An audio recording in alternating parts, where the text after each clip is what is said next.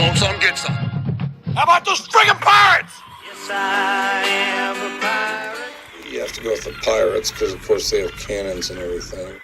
It's a pirate's life for me. Be proud of who you are and what you are. You're a pirate. It is a first down.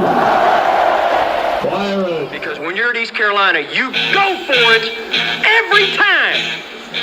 Or you don't coach at East Carolina, you don't come to East Carolina, you don't play at East Carolina with a weak heart. Write it. I think I've ever been in a building as loud as that was. It was deafening in there. You will get Omaha. I can promise you that.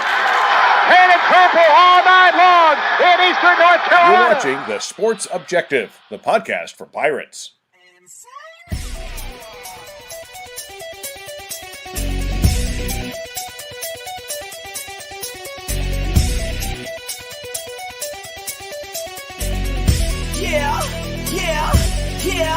Yeah. My heart is purple and gold. I'm a pirate down to my soul. And I don't back down, not at all. Find out when the cannons explode. All right, welcome into the Sports Objective as we have the Pirate preview as the Pirates traveling to West Point this Saturday at high noon. Let's welcome in a guy that's definitely a general, a captain in the Pirate Nation, and that would be Kyle Barber. How are you? What's going on, Dave? As we sit here on what the hell night is it? Tuesday night. Watching a little Tuesday night college football, getting ready to watch the Pirates travel up to West Point to take on the Cadets. And, you wish you were feeling more confident about things. But unfortunately, I have absolutely no confidence in pulling off the upset against the number 23 ranked Army Black Knights. But hey, who knows? Stranger things have happened. No doubt. And I tell you, Bubba is actually one of my favorite parts in the whole wide world, the Outer Banks. How are you, dude? Doing well. Been here in Buxton, I guess since Friday afternoon, fall break this week. So have enjoyed the last, 4.5, 5 days here with extended family in addition to the immediate family. And, today went to Jockey's Ridge, the Wright Brothers Museum. Tomorrow we'll check out a few of the lighthouses, before we head back home, mid to late morning. No doubt. Welcome in also former linebacker under Steve Logan in the 90s, Matt Semenza. What's up, dude? What's up, guys? Happy for Bubba that he got a nice little vacation with his family for fall break. I'm really happy that he was able to take all Kyle's great suggestions for no doubt. My travel agency is free. I offer for suggestions that if anybody wants to actually take them, let me know. No, Kyle.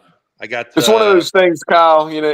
I knew the suggestions you made were good suggestions, but you know how it can be. At least I know Matt does. When you're a place with family, certainly. And not just family, but extended family, where you're trying to coordinate, 3 or 4 families and things to do. Things don't always unfold exactly how you would like. Don't get me wrong, we certainly had a good time, but today's the first day since we've been here on Friday that we've actually gone and seen some of the sites, like I mentioned with Jockey's Ridge and the Wright Brothers Museum, and tomorrow with the lighthouses. So I would have liked to have been able to do that before now. So y'all just been hanging out in Buxton at the beach house there? Or?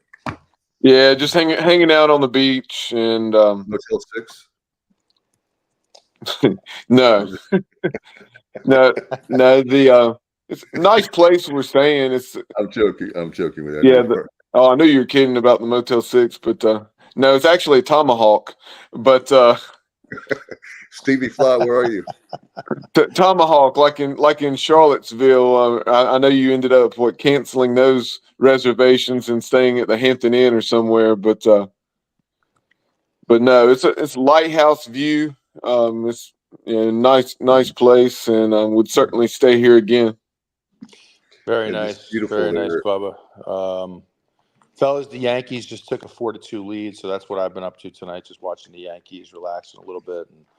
But I'll tell you, just kind of, thinking about this Army game a little bit, I think for me personally, there's a few things I'm really kind of intrigued to see. And, we talked about last week how the Charlotte game was I referred to it as a total program collapse. And, for me personally, some of the things I'm looking forward to see, I'm looking to see if the team, just kind of the fight that this team has, are they able to put that behind them and come out and play a competitive football game?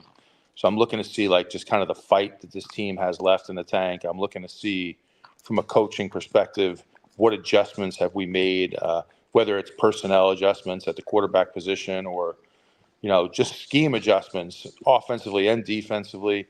Just curious to see, again, what type of fight that this team has and how they get over that loss.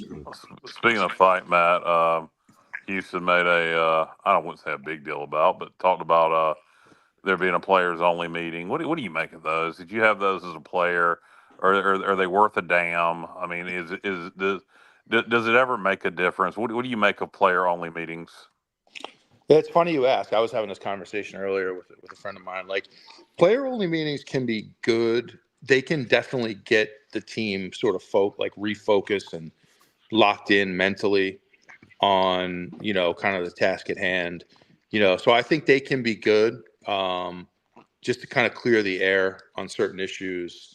They can be productive. Now, as you know, though, Kyle, at the end of the day, it's always going to come back to how you execute on game day. And do I think that you're going to see a much more motivated team this weekend? I do. I think you're going to see a team that's dialed in mentally and ready to play a game. The question is, are we able to execute at a higher level? So that's the best answer I could probably give on that one. And also, I think, I agree with you.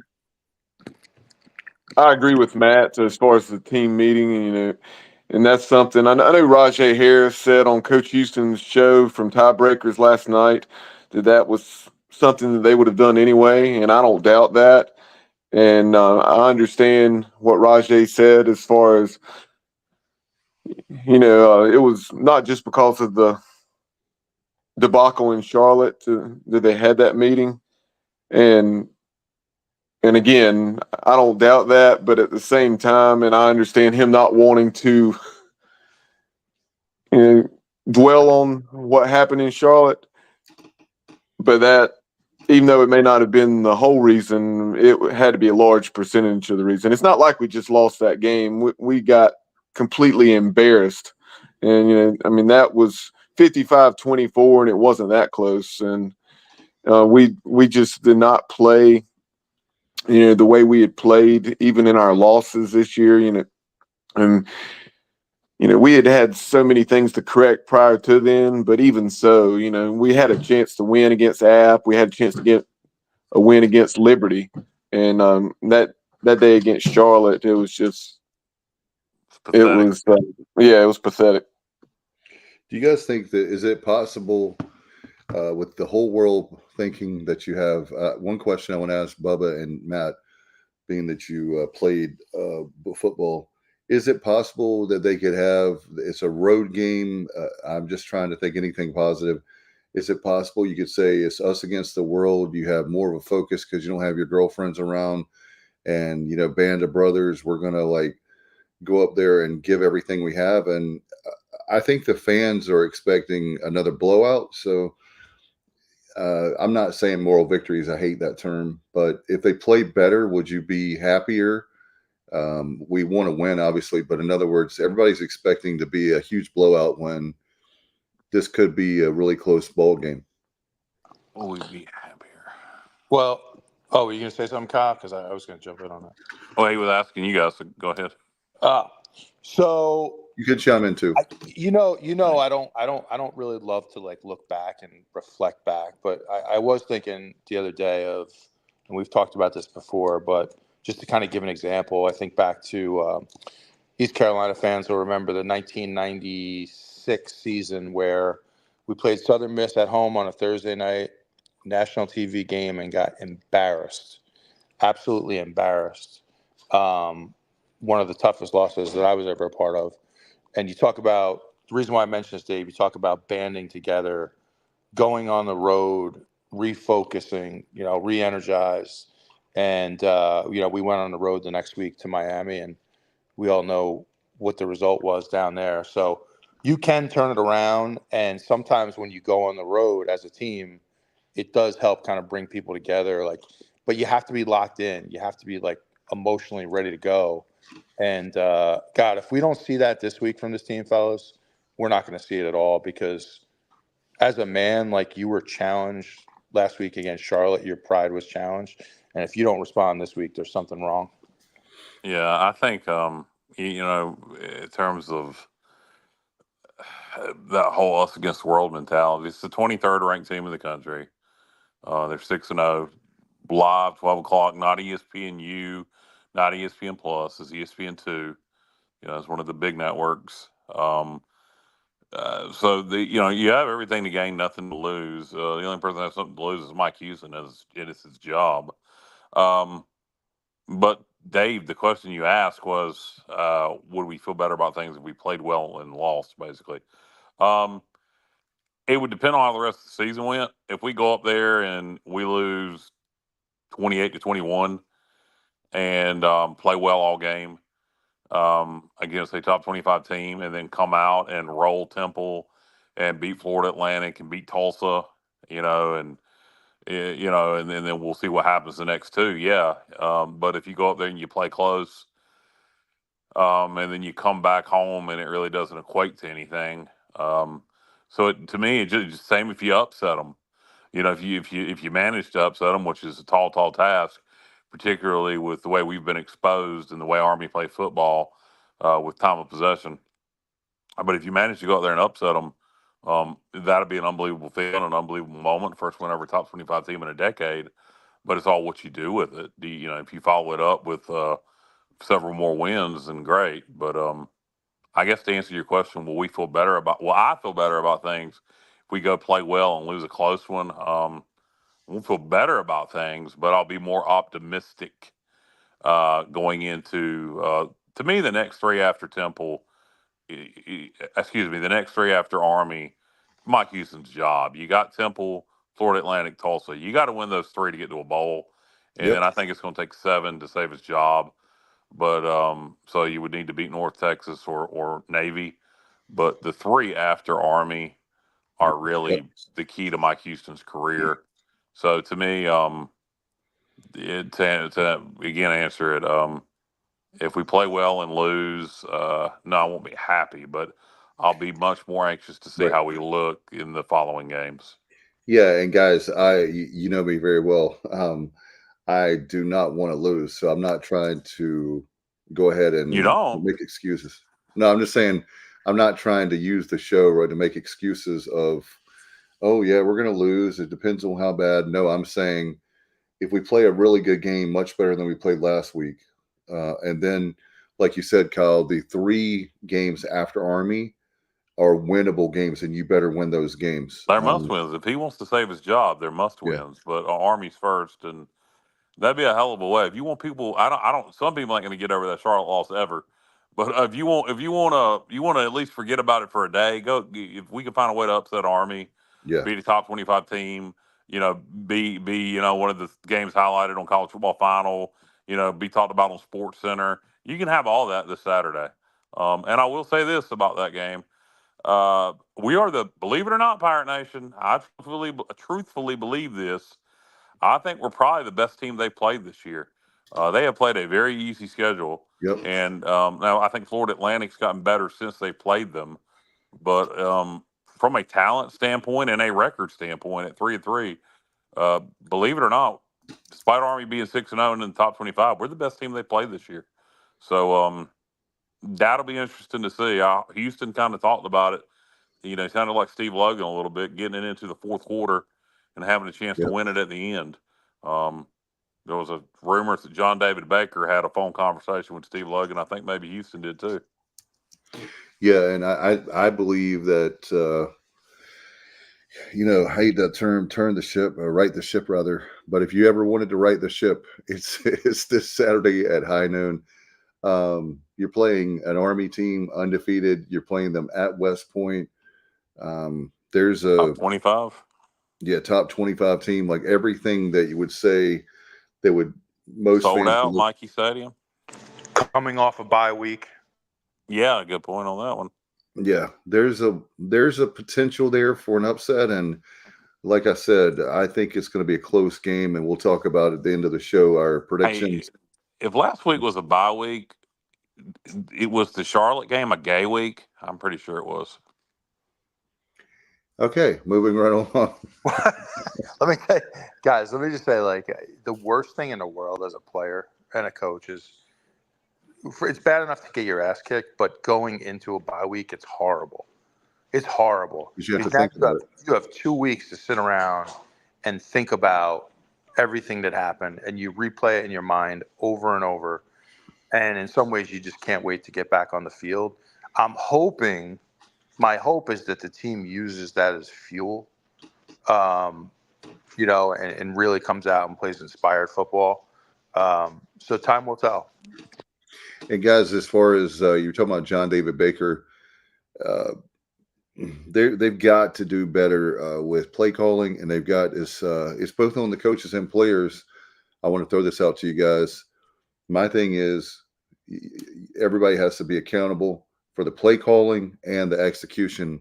It was just bad all the way around a week ago Saturday. So Matt and Bubba, Kyle, do you burn the tape? Do you just say, well, you know, leave it in the rear view and focus on all you can focus on is Army anyway? And there was not much to except for well, you got to see mistakes that were made and look back at it, particularly on the defensive side of the ball. We haven't played that well on defense all year, and so you got to look at that. But talk about execution on offense. What I'm interested to see, and Bubba played the position quarterback. Hauser coming in, he's going to get the start this week. I know Houston not wanting to say that publicly, but it's a secret. Don't tell anybody. Hauser's going to start. So it'll be interesting to see what he brings to the table. I know he's better with the underneath stuff.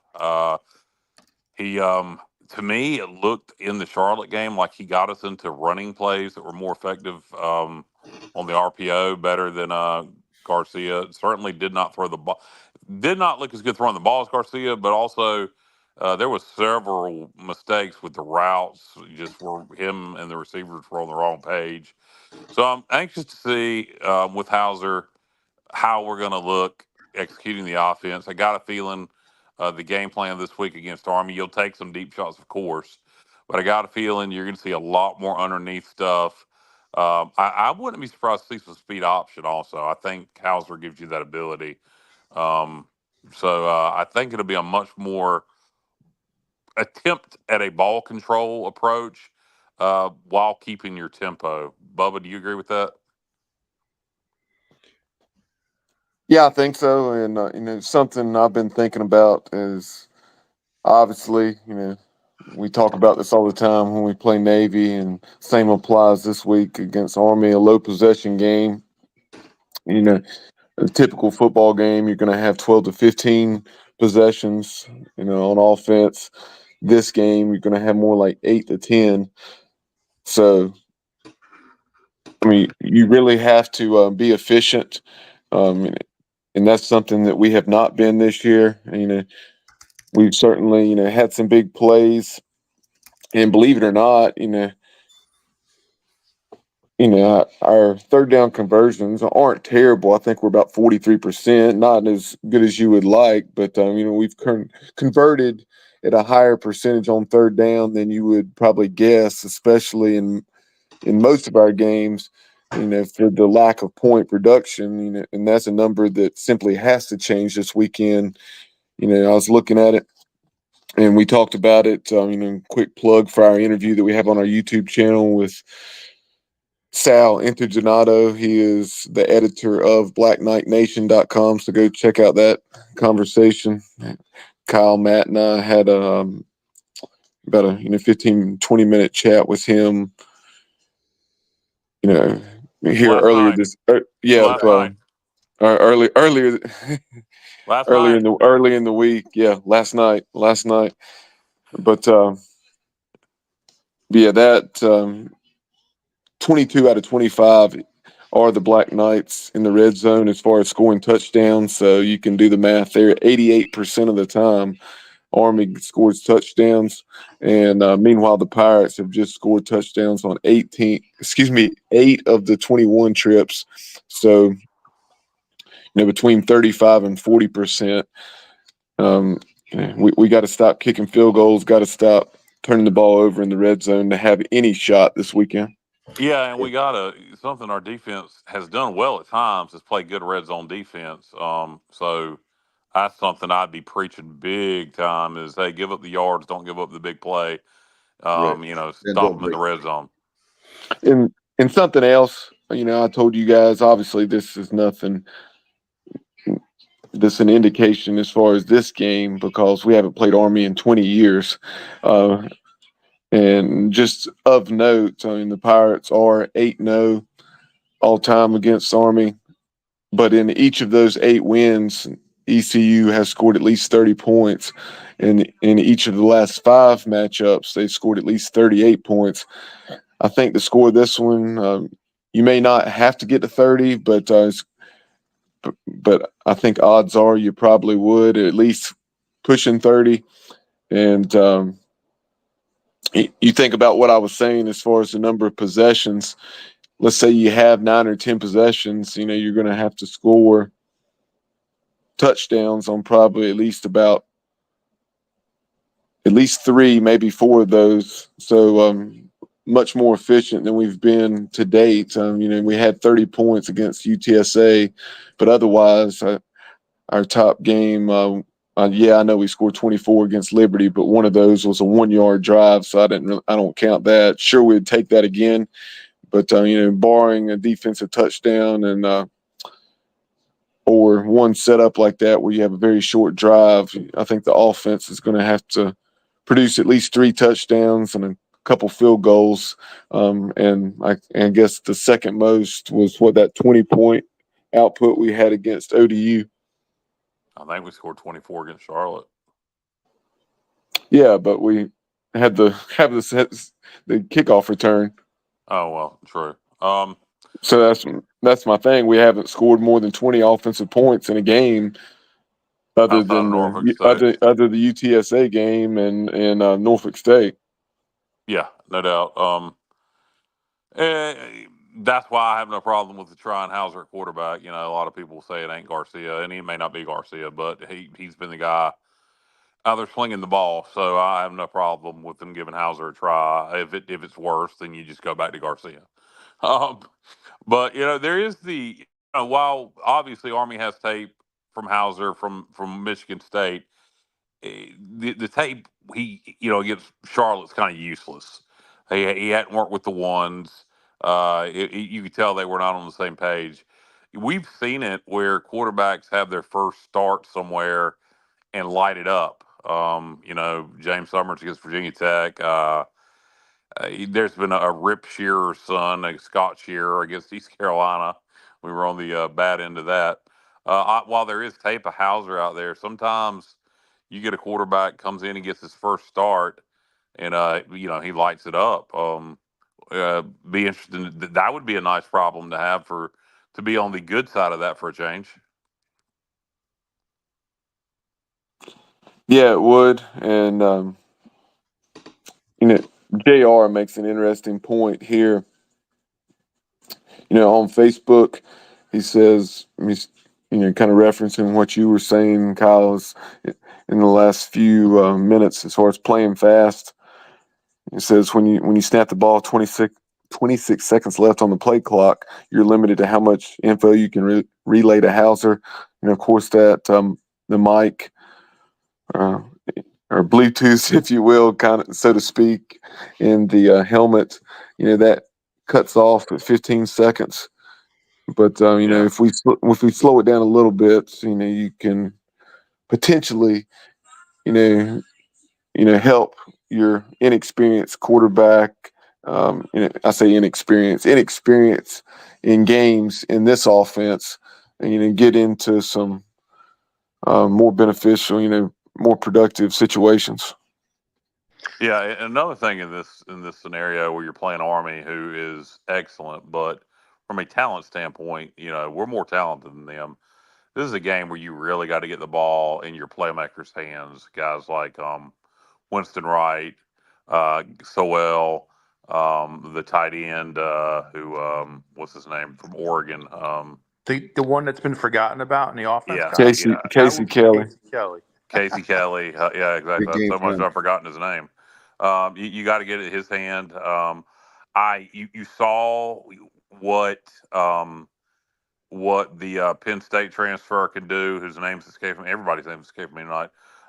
You saw what he can do with the ball in his Montgomery. Thank you. You saw what he can do with the ball in his hand against Norfolk State, and then you saw it again against Charlotte on the long touchdown run. So you got to get the ball in the playmaker's hands in this game. You need to do it in every freaking game. We need to do a better job of period. But this is a game where if you're gonna win it, it's gonna be because you're not gonna out execute Army. At least we're not.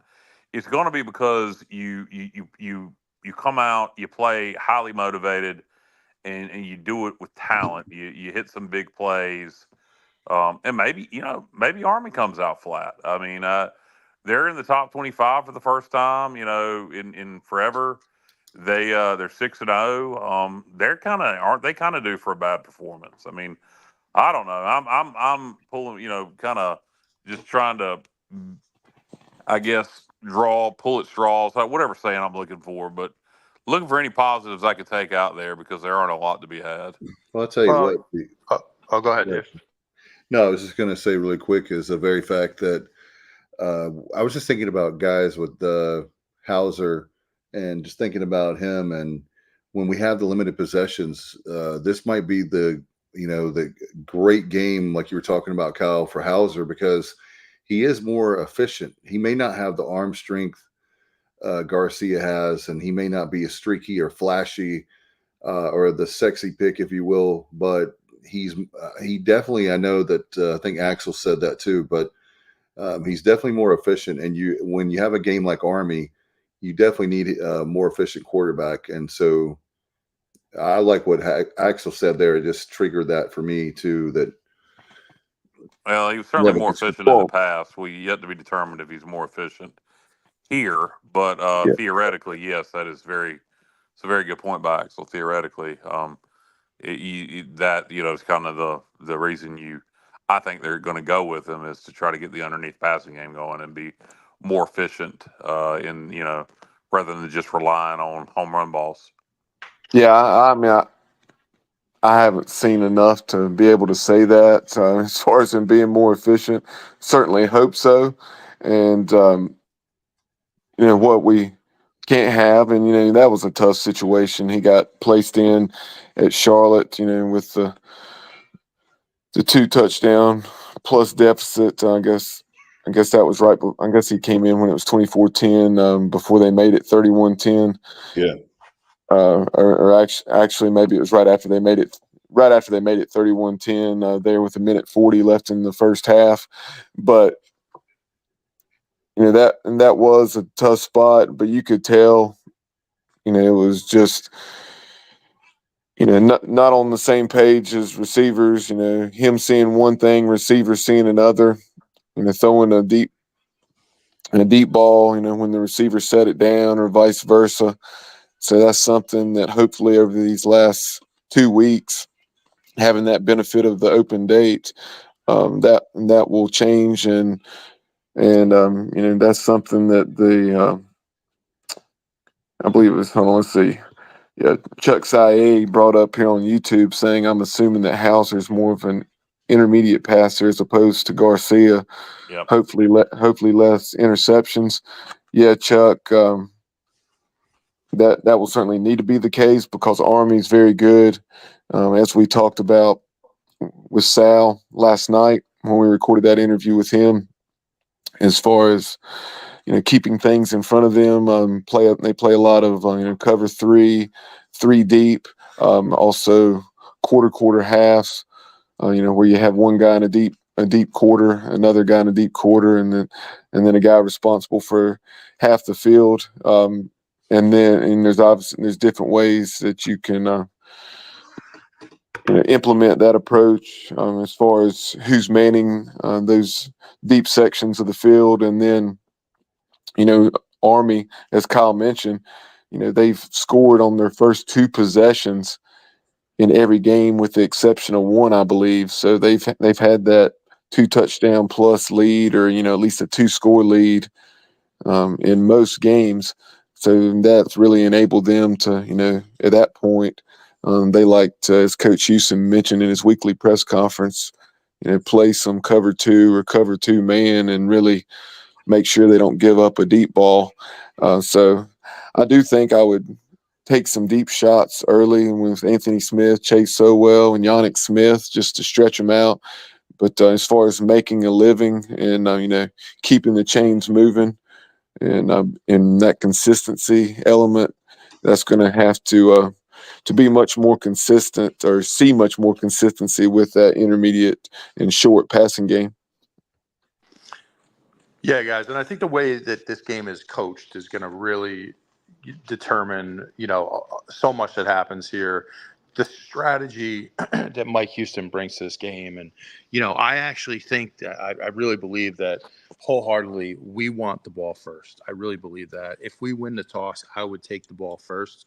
Going back to Bubba's point about Army scores on their first 2 possessions.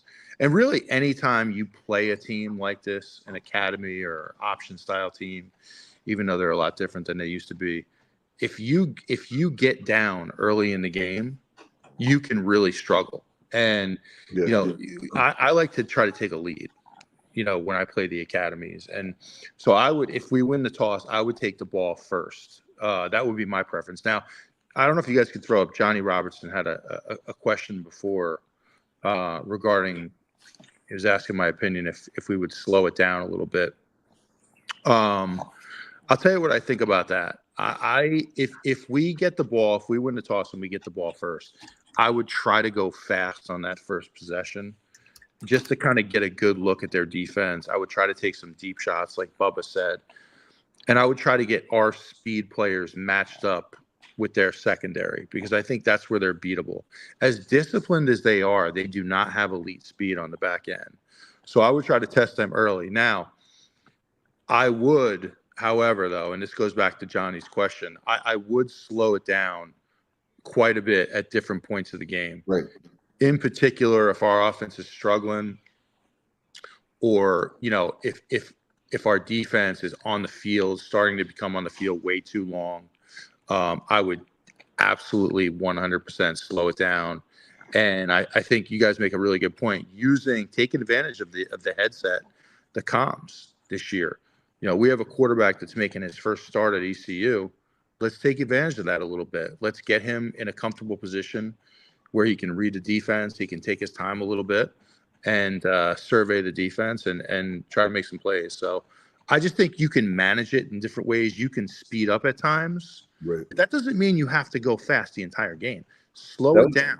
It's a chess match. Play the game. Matt, that was an excellent point. I'm sorry, Bubba, I was just going to add really quick. One thing I was going to say earlier in the game, and I'm glad early in the show, and you brought it up, is it seems like that JDB, and maybe y'all can help me on this with football, but it seems like he's has one speed, and that's one speed only. He needs to. You make the excellent point that I was going to say is throw Army off. Have the times when you're, like you said, you're going fast, but then you have times when maybe Houston wants to run the ball, be a little conservative. Then he goes back. I mean, if you're just going to be high speed the whole time and 3 and outs, that defense is going to get tired, and we could see a huge blowout in Army. That's not what I want to happen or think will happen. But if you do the 3 and outs and you gamble, it can be, in other words, it could be one end where you're too conservative, and then you can be too liberal on the other end. Yeah, no doubt.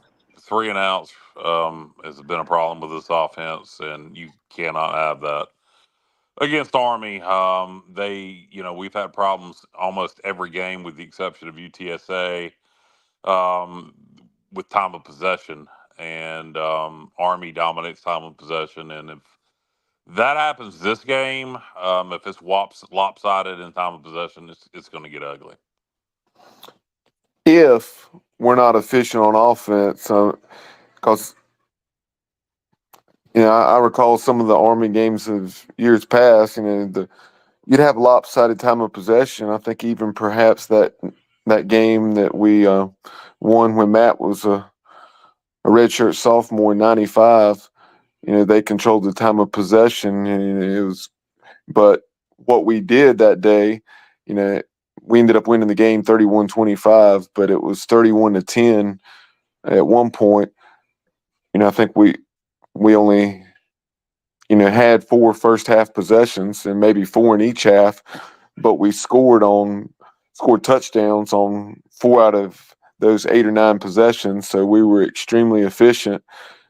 And if we, odds are, they're going to control the time of possession and, potentially even, 38-22 or something fairly extreme. But if we can do something we haven't done all year, be efficient in the red zone and eliminate the drop passes, the penalties that are putting us behind the sticks, and all those things that have caused our lack of efficiency.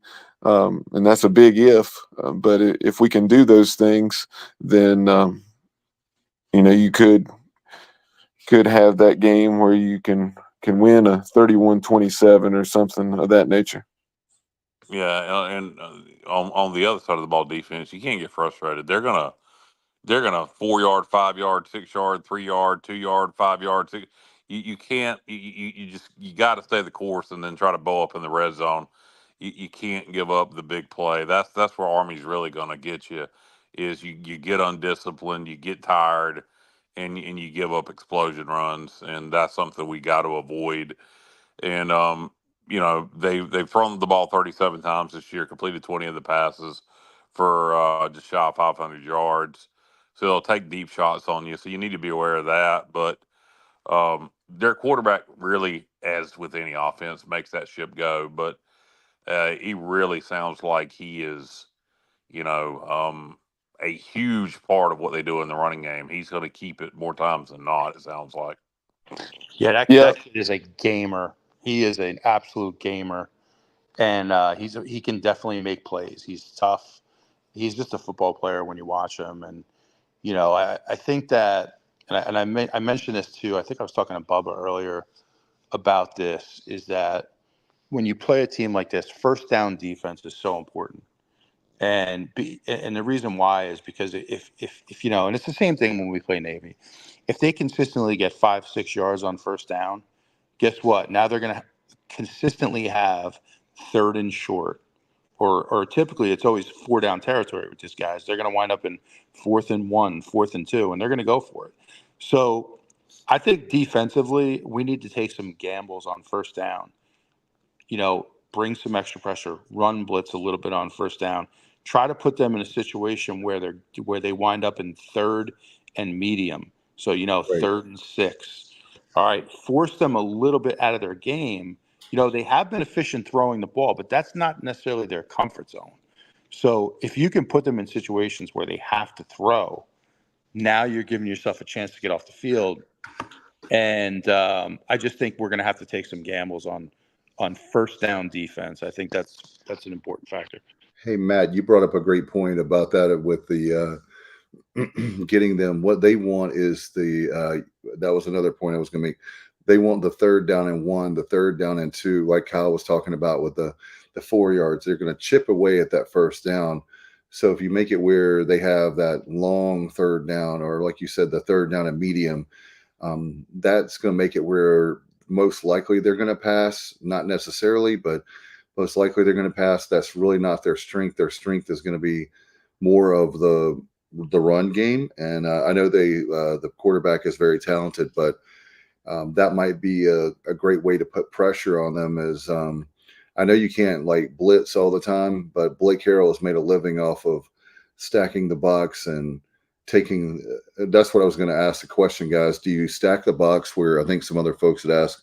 Maybe I'm not sure if it was Chuck or Axel. Do you stack the box where you make them throw it to beat you? Like, in other words, you're going to take the run game out? Yeah, I mean, I definitely would, in particular on early in drives, early like in first down defense, I would absolutely take some chances there, stacking the box. Like I said, run blitzing, um, trying to put them in tough situations. So yeah, I would definitely want to take some gambles like that. And I think we're gonna have to mix up our looks too, just to try to keep them off balance, so they don't get too comfortable. Also, I want to mention Johnny Robertson. He makes a great point, guys, and I know Bubba's started. The Pirates may need to consider going for it on fourth down more regularly. I agree to keep those drives alive, especially the fourth and shorts, man. As many 4th and 1 and 2, and maybe 4th and 3. Don't you guys think you got to go for it? It depends where you are on the field. UAB Right. went for it early in the game last week, and I thought it was stupid as hell. It like their own 38 and did not pick Yeah, it I'm not up. talking about. Yeah, I'm talking No, about. because Yeah. if you can plant them deep, then you got to make them drive, long field. So yeah, but there are definitely times, and Houston has shown that he'll do it anyway. But yeah, there's definitely times where if you have a chance to prolong a drive, you do it. And maybe times where, depending on what the score is, if it's questionable field goal range, where maybe you go for it.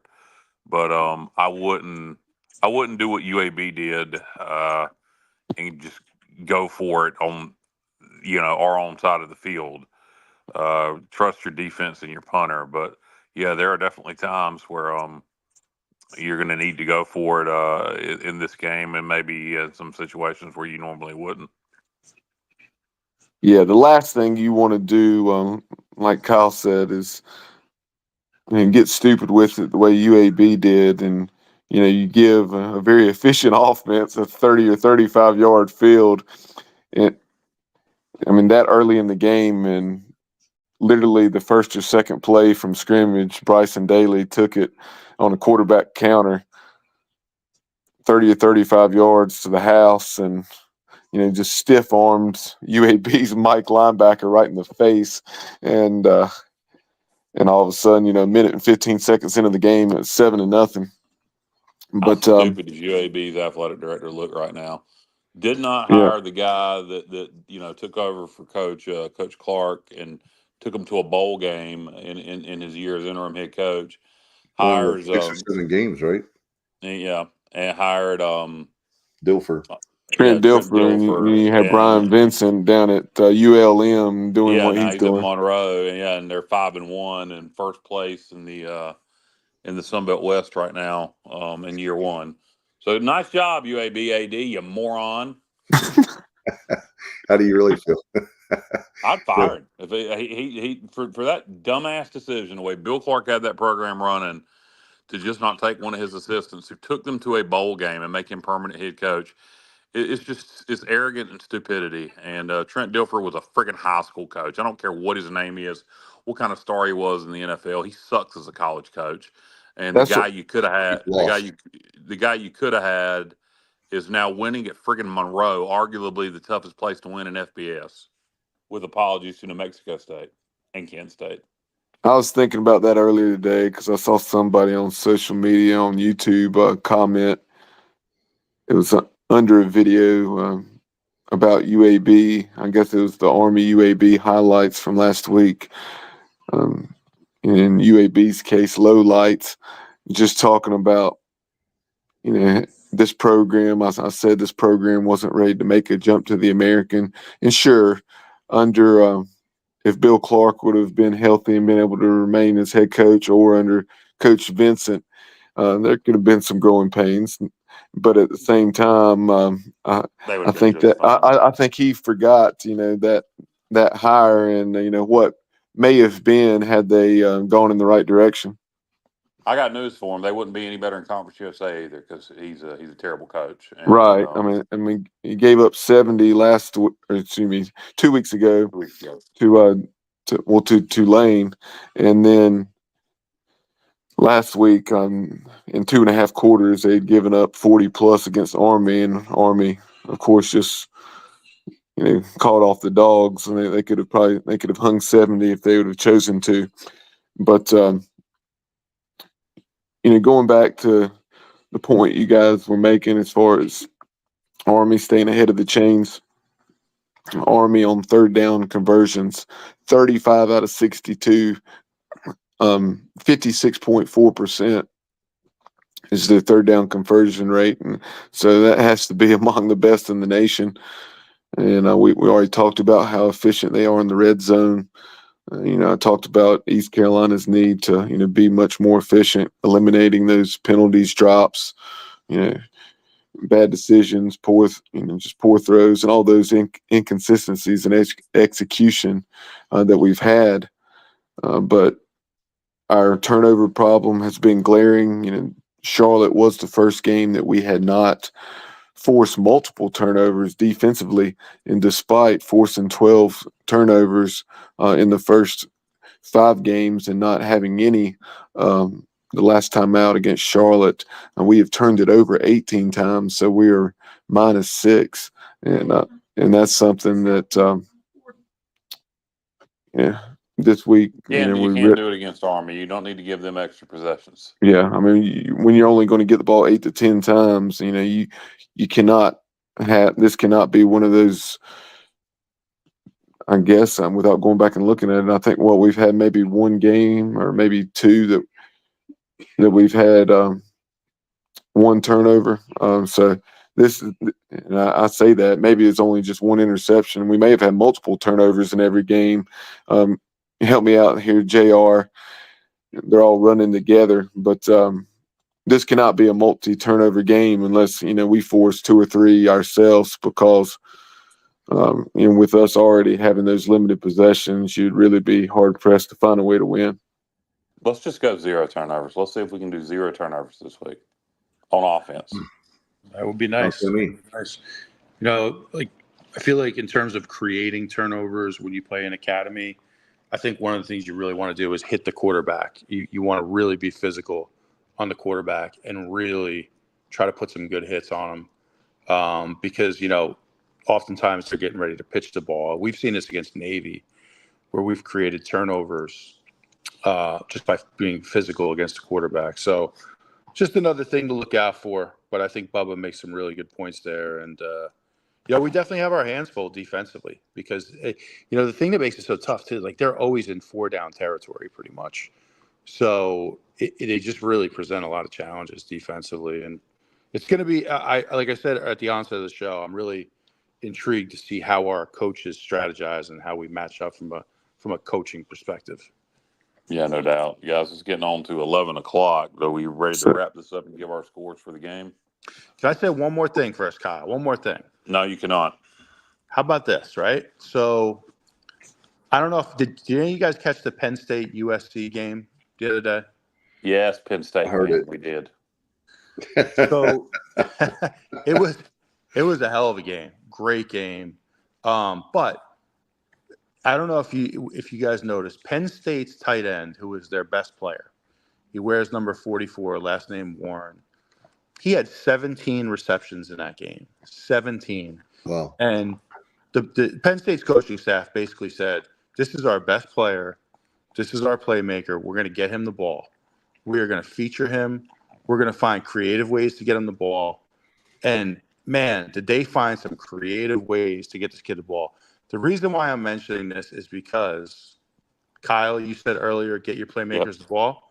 Yep. Hey, listen, we need to get the ball to Winston Wright. We need to get Kelly involved. And you know what? You can't worry about guys getting hurt. Listen, I would get the ball to Winston Wright 15 times. 15 times. All right? I don't know, what about Bond? Is Bond playing?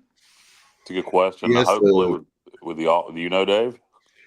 The only thing that I know is that what they're saying is we've had in the background is just I think it's a nagging injury of that hamstring. What is the hamstring? But I don't have any 100% confirmation. But it's pure speculation what I've heard. But there is something to do with the Bond is definitely our home run hitter, but he's too injury prone, unfortunately. Yeah, I would love to see him just, obviously he needs to be healthy, but I mean, just having his speed on the field, Bubba, I think you were trying to chime in, but getting his speed on the field especially against a team like Army, would be absolutely, huge for this team. So, hey, hopefully he's healthy, but I won't hold my breath. Yeah, JR, appreciate that. He says we have, in fact, had multiple turnovers in each game, and I thought that was the case after I started questioning myself there. That we had a game or two with just one interception, but yeah, multiple turnovers in every game. We had, of course, 6 in game 1, 4 in game 2, and then 2 each in each of the last 4 games. And Richard Allsbrook chimed in talking about how a lot of defensive coordinators, consider, I think it's 2 or maybe 2 3-and-outs equates to 1 turnover. Either 2 or 3 3-and-outs equates to a turnover. And obviously, even more so in a game like this, if you're able to get that efficient Army offense off the field quickly. Let's see. You also had Chuck Saye chiming in, kind of what Matt was just talking about against Charlotte. Winston Wright had 7 touches. He did 9 if you include his kickoff returns. But offensively, 7 touches. And I think, if I'm not mistaken here, that all 7 of those came in the second half. So it needs to be more like the App State game, where you find a way to get it in his hands. In Liberty, I remember us getting the ball in his hands early and often against the Flames, and that needs to be the case this weekend against Army. Let's see. How many catches did Zay Jones have at South Carolina that year? Oh gosh, it was 17. 20. It's at least 20 or 21. So yeah, let's. I don't want to kill the point, but listen, let's get the ball to our best players. It's now or never for this team. This is our bowl game. Go out and pretend like it's a bowl game. We only have one game, and it's Army. And what a tradition! West Point, like Kyle said, number 23, number 24 in the nation. So they're cracking the top 5 of a top 25 rather. Now's your chance. You're coming off a bye week. Houston knows how to play against his days at the Citadel, but he knows about the triple option. So why not make a statement? You had one of the worst losses in recent history for our program, and now you could have one of the best wins ever, especially in the Mike Houston era. Yeah, no doubt. It would be a signature win, first win over top 25 team in a decade. So it would be a special moment, and boy, could we use it right now. But I'm not going to hold my breath. I'm hopeful, but not going to be what I predict. Yeah, like Kyle mentioned, it'd be the first win on the road against a ranked team since 2014 against Virginia Tech. And then, of course, that next week you had the top 25 win at home against the Tar Heels. But Sandy Robertson said, I think he was hearing some of that conversation as far as exactly what's going to have to happen if we are going to win the game. He's a close game with a team that's undefeated. And he said that he disagreed. It's not that, at least not all of us necessarily feel that that's going to be the case, Sandy. We're certainly hopeful that we'll find a way to get it done. But yeah, I certainly think it's possible because you look at, if we do some of the things that I think we're capable of, but sooner or later you got to do them. You are who you are, and we certainly have not shown that we can be anywhere near efficient enough to beat a team the caliber of Army to date. So we got to go make it happen. Yeah, no doubt. Guys, we ready to give scores, or are we going to read some more comments? We got a couple more comments. I just got a couple more.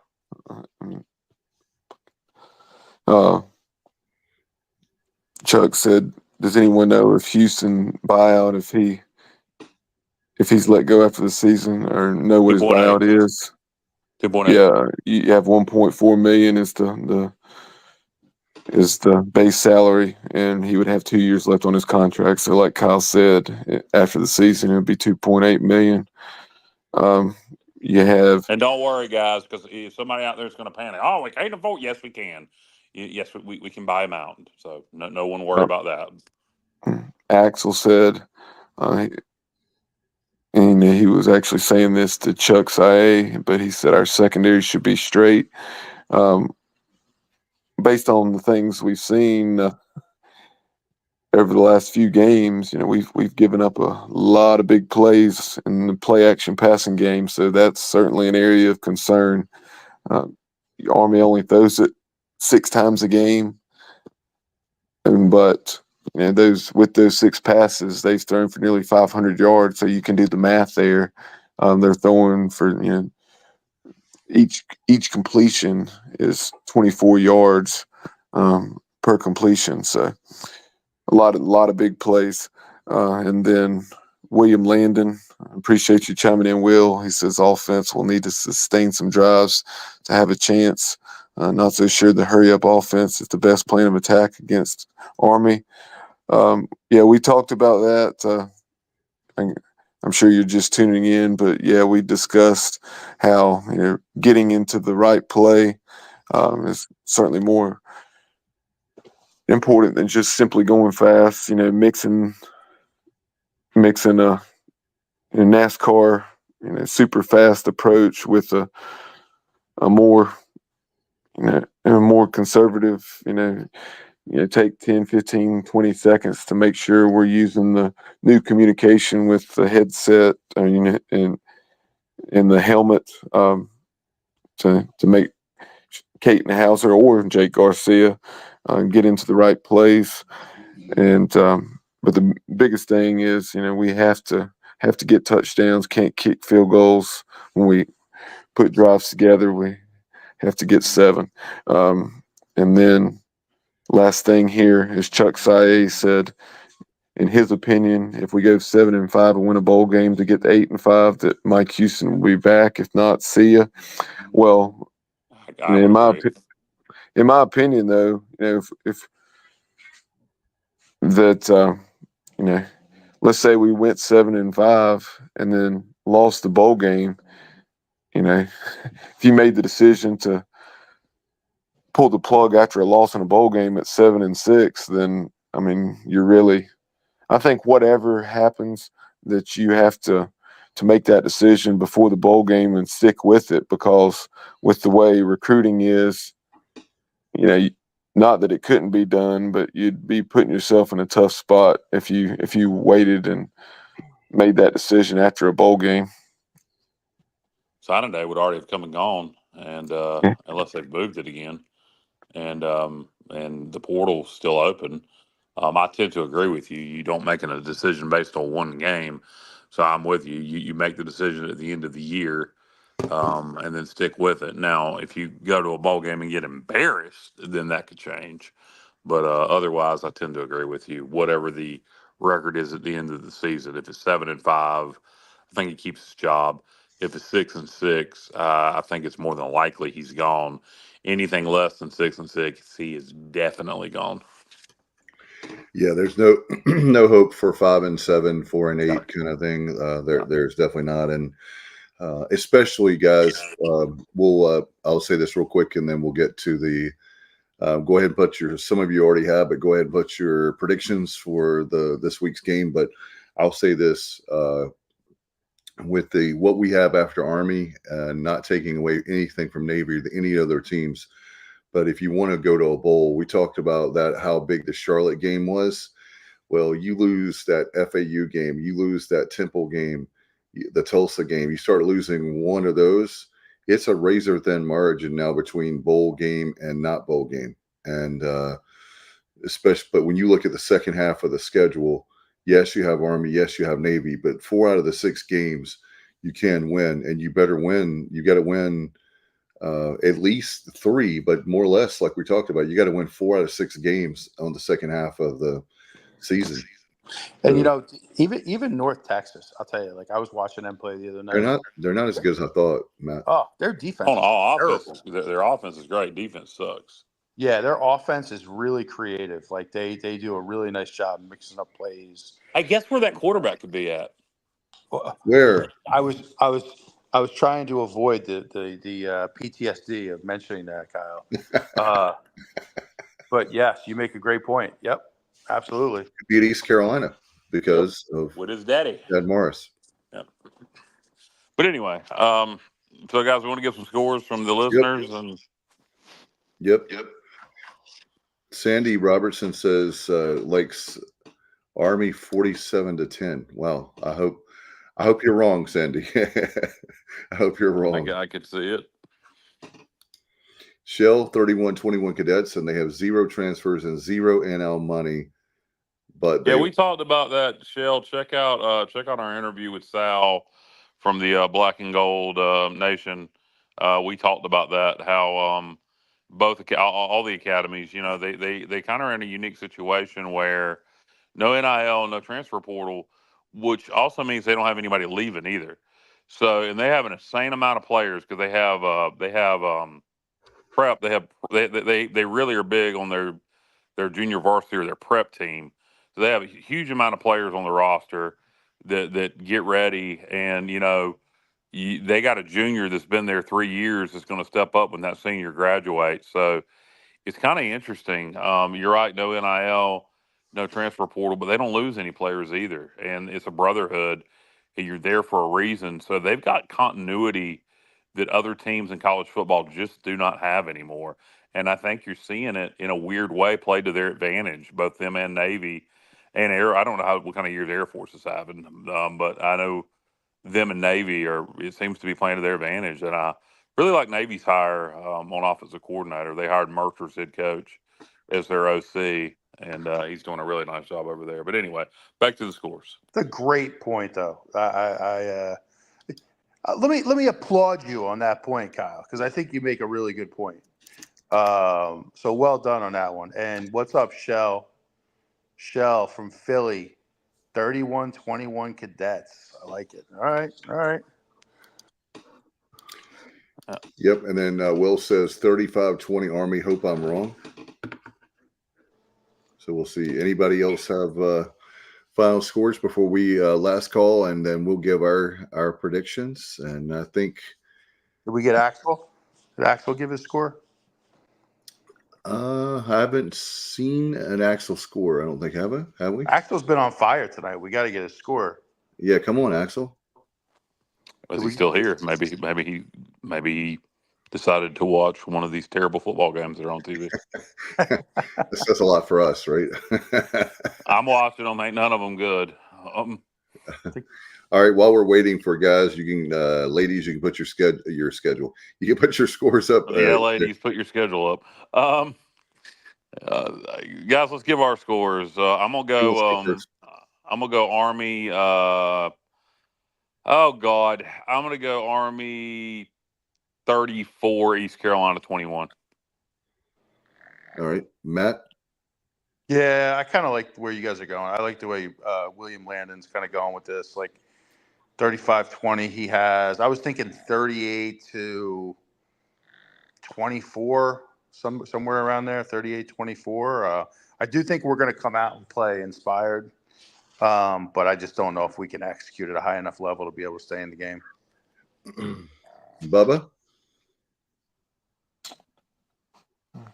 I'll say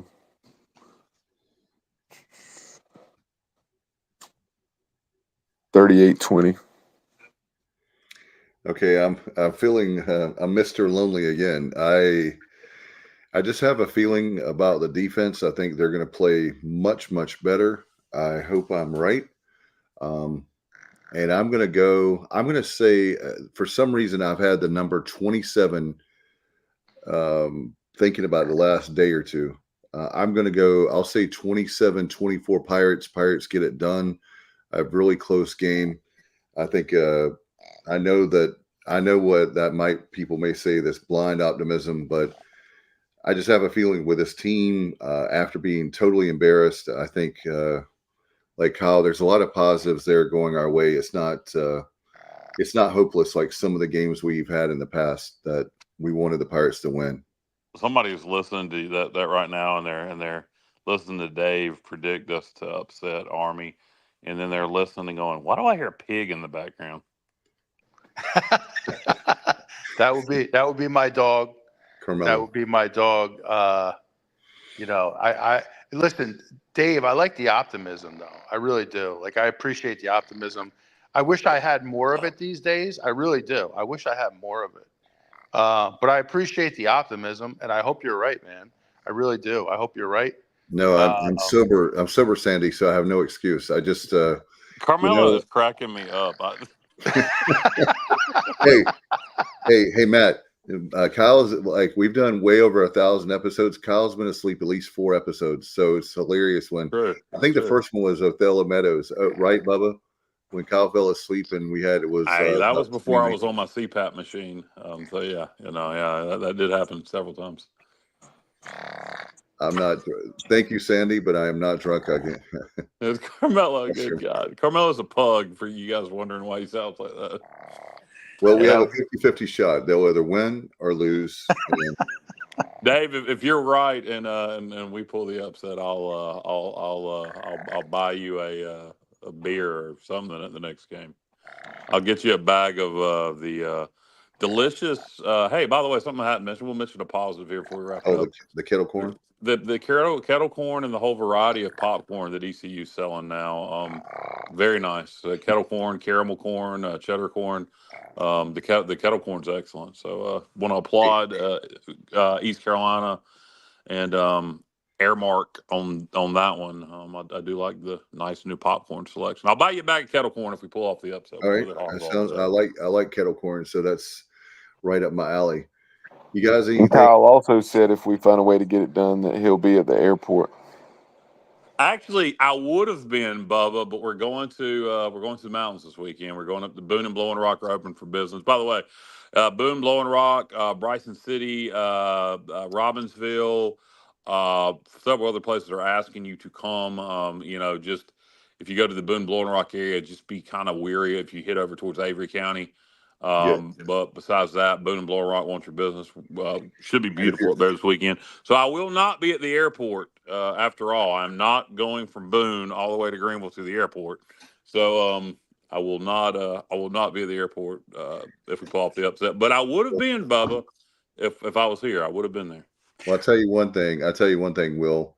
I'm going to be riding the train, and that was a long train ride from Charlotte to Raleigh. Let me tell you something. It's going to be a really, really long a train going to nowhere, like the Gambler song. If we did, I do have on my Facebook page, guys. On a serious note, what you were talking about, Kyle. There's a list I shared of towns that are open and towns. Yeah, and that's not a complete list. Those are towns that are more in the Smokies. None of the Blue Ridge towns are on there, like Boone and Blowing Rock. But that is a billboard that I believe that's up in Georgia, actually. That is asking for tourism in certain towns in western North Carolina that are in the edge of the Smokies, like Bryson City and Robbinsville. Where Robbinsville is kind of where the Trail of the Dragon is. Maggie Valley. Maggie Valley, yes, exactly. But Boone and Blowing Rock are also open for business as well. So this weekend will be a beautiful weekend to hit to the part of the mountains that are open for business. We got an away game, and so this is peak tourism for those towns. And I know a lot of people are avoiding all of Western North Carolina for the right reasons, but it's hurting some of the towns that are open for business because this is when the restaurants and the hotels are making their money. Yeah, so, if you want to go out there, look, check and see. There's plenty of towns that do want you to come. Yes, Wananoa, Asheville, Black Mountain, Old Fort, Chimney Rock, Lake Lure. Yeah, they don't want you to come. Right, Bat Cave, Marshall, Hot Springs, Burnsville. Spruce Fine. I know that Banner Elk is another one. Not a good. They don't want visitors right now because No, obviously, about as far as you can go up towards Avery County is Valley Crucis. The original Mass General Store is open, but that's about as far as they want you to go up into Avery County. It's one of my favorite places. That's where I went my freshman year of college at Banner Elk to Lees McRae before I transferred in my sophomore year on at East Carolina. So I love the people up there, great people. And by the way, guys, I want to end the show. We'll talk more about it next week, but we have a big fundraiser. We're doing a donation kind of deal next Saturday, the 26th. We're doing that from 10 until 10. I won't be at the game. Who is that going to be distributed to once you guys load it up? So one of my friends, I'll have to ask him what town, but what we're doing is he's going every single weekend. He's giving up his weekends right now and going to the mountains. I'll have to ask him what town he's going to or towns. But is he working with churches? Who's he working with? Yeah. He's doing churches. Okay. My dad was wanting to know. I told him, I'll get with you off the air, but I think my dad wants to give some money. He was going to give to that financially as long as it wasn't going to be given to be dispersed by the federal organizations. No, it's no, we're not doing that. We're doing like literally where, for example, not to be long-winded, but guys, they need winter items really bad, including heaters, coats, jackets, anything you can think of. It's getting colder and colder. This is the time of year. It's snow. Chance of snow tonight in high elevations of western North Carolina. In fact, it was snowing earlier in Beach Mountain. Speaking of Avery County. So there you go. All right. Hey, really quick. Did we get Bubba's pick? Did we ever get Bubba's pick? Yeah, we did. I said 38-20 Army. 30. All right. I stepped away from it. I didn't hear Bubba's pick. And we did have one more submission, via text from Richard Allsbrook. He said Army 42, East Carolina 17. Obviously, like we all do. With the exception of Dave, we hope we're wrong. We hope Dave's prediction is right. Well, if you ask me up until, I will say this, if you asked me up until 2 days ago, 3 days ago, I would have probably given this similar pick. And then I listened to Houston. Maybe Houston's like blowing smoke. I don't know, but we'll see. Anyway, I'll see you. Justin, I'll see you there, my friend. Yeah, safe travels to you and the QA3 Queen Anne's Revenge as you guys transport all the pirate equipment to West Point. But hopefully we're wrong. It'd be great to be able to celebrate a win over a ranked team and coming back home for that Temple game with a lot of momentum. But one thing I think we failed to talk about is, I know we brought up Javius Bond on the offensive side, but then you had Zakai Barker. Zakai, went down in that game against UTSA, and his absence was really felt in that game against Charlotte. And so with him, he's of course the one that's talking to Coach Harrell, via the mic and the helmet, and that's something that we really need him to be healthy if we're going to pull the upset. No doubt. Yeah.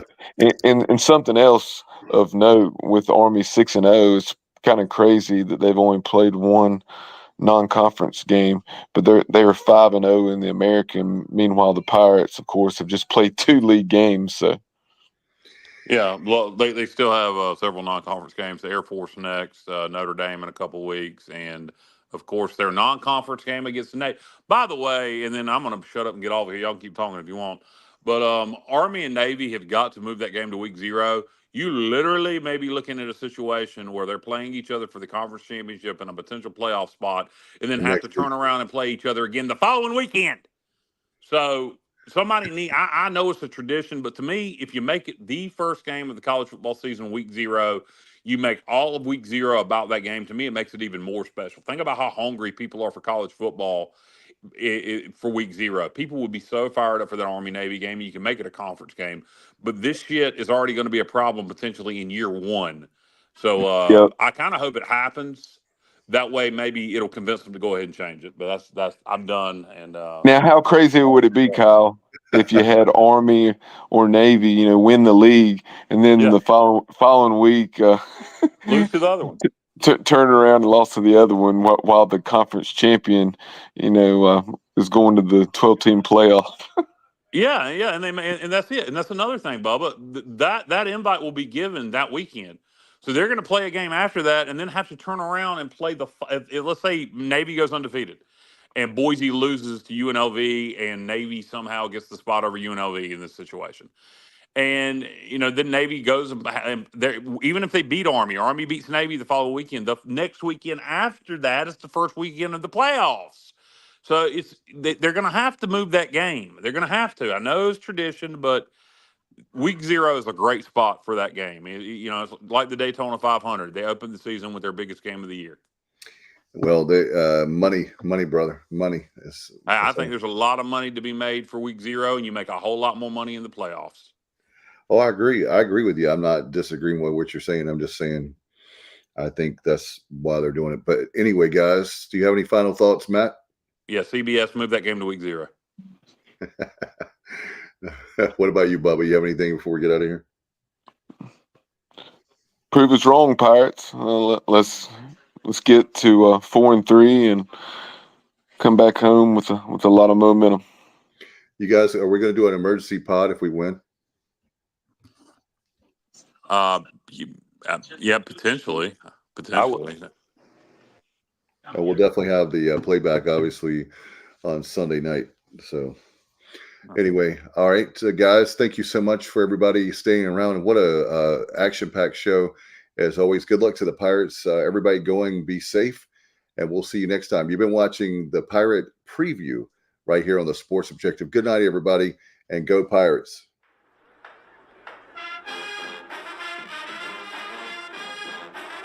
You're watching the Sports Objective, the podcast for Pirates.